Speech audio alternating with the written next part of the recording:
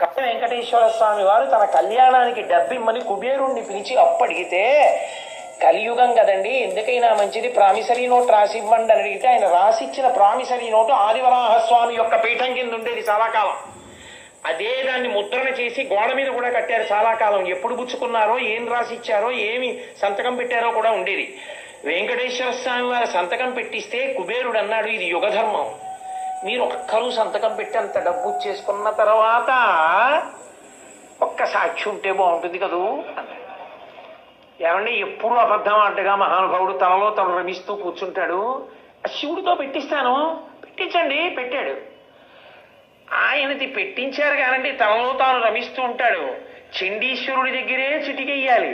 ఆయన దగ్గరికి వెళ్ళి అయ్యా మా బాకీ అంటే త్రిశూలం పట్టుకుంటే కొంచెం ఎప్పుడు కళ్ళు తెరిచి చూసి ఆయన ఎవరినైనా చూడండి అంటే చతుర్ముఖ బ్రహ్మగారి సంతకం పెట్టించారు. ఇద్దరు మంచిదే, ముగ్గురు ఉంటే చూడండి అన్నారు. అంటే అప్పుడు మళ్ళీ అశ్వత్థ వృక్షం చేత పెట్టించారు. ముగ్గురు సంతకాలు పెడితే అప్పిచ్చాడు కుబేరుడు. అబ్బో, దాని మీద వెంకటాచల మహాత్యంలో తరిగొండ వెంగమాంబ గారు ఎంత గొప్ప వర్ణన చేసిందో.